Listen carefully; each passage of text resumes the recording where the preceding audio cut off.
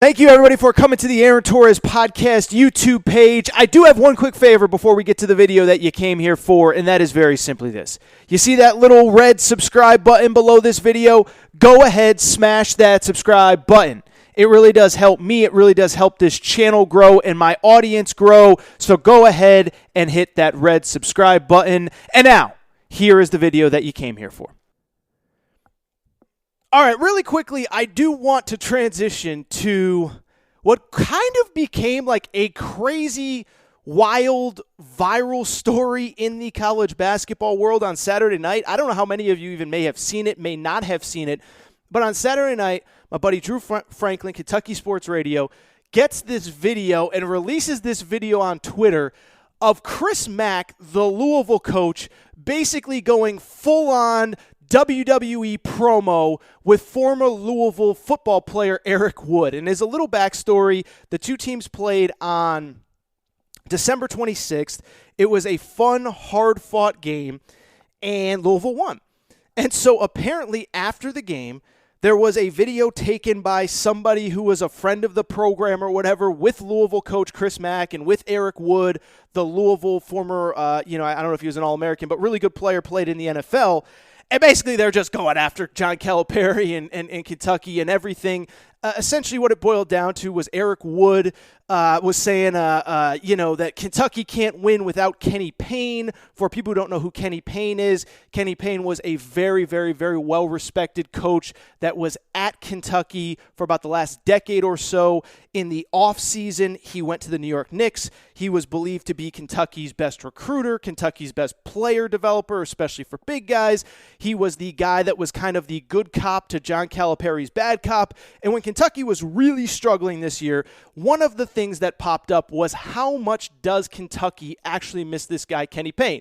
Well, fast forward, we get this video on Saturday night, basically Eric Wood going off saying Kentucky can't win without Kenny Payne. They're 0 for 1 against Kenny Payne. They're 0 for the century again without him, and they will never beat Louisville again.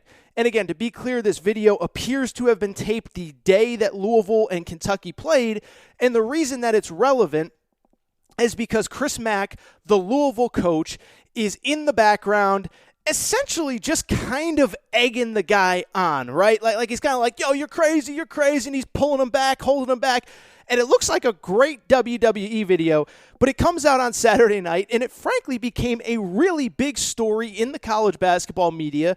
Have not talked to Drew Franklin, don't know how he got the video, but it was incredible, and it came out about 2.5, 3 months after the game, whatever it was. And now we got a little mini pseudo-controversy on our hands here.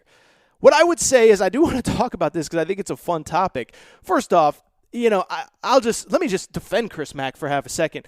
I hate this world that we live in where people have these moments in their lives and everything, somebody has to pull out a but a phone camera. Everybody has to document it. Everybody has to put it on video, and it's supposed to be private, and it doesn't remain that way. I hate that we can't just have a moment in time where we celebrate. Louisville, listen, I know we got a lot of Kentucky fans that listen. Louisville is allowed to celebrate beating your rival no matter how ugly it was, no matter how sloppy it was, no matter the fact that Kentucky probably should have won that game. Louisville's allowed to celebrate it, and so I hate that somebody had to pull out the camera and then that video gets leaked. What I would also say is I don't know that it's the greatest look for Chris Mack. I'm not going to sit here and, he shouldn't have done it. He shouldn't have done it. I mean, he obviously didn't think the video was going to get out, and it didn't get out for 3 months. But what I would also say is, I don't blame him for being excited. I also don't know that it was the greatest look for him either. I'm not going to get on my high horse and say, what is he thinking? What is he doing?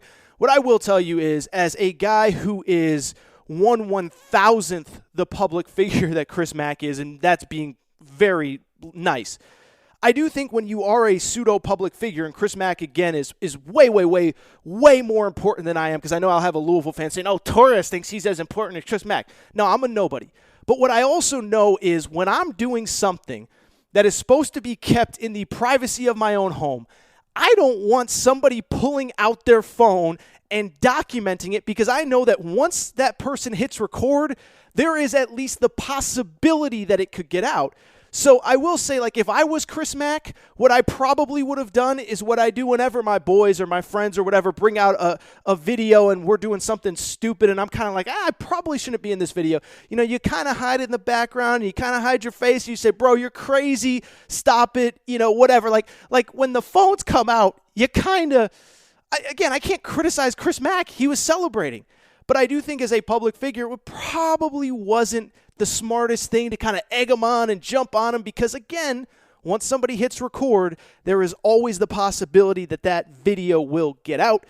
But I will say, in the bigger picture, and this is why it's important, and this is why I wanted to bring up this topic, I think this is great for the Louisville-Kentucky basketball rivalry because it's really interesting, and I talked about this a little bit a few months back when the video came out of Chris Mack. That one was not leaked. That one was done on purpose. But when Chris Mack put out the video having to do with the schedule and the Kentucky-Louisville game and should we have to play in Louisville without any fans in the stands, I talked about this, but I think it's worth reiterating here, is that I do think that when Chris Mack got to Louisville, there was some big-time fear that the hate and angst and fire in the Louisville-Kentucky rivalry, which I believe is the best in college basketball by far with respect to Duke, North Carolina, whoever. Kentucky-Louisville is the biggest, most intense rivalry in college basketball. When Chris Mack got to Louisville, I think there was this big thought that the rivalry was going to not die, but the intensity of it would die. Because if you go back to before Chris Mack, never forget, there was genuine hatred from all sides in that Louisville-Kentucky rivalry. John Calipari genuinely hated Rick Pitino. Rick Pitino genuinely hated John Calipari.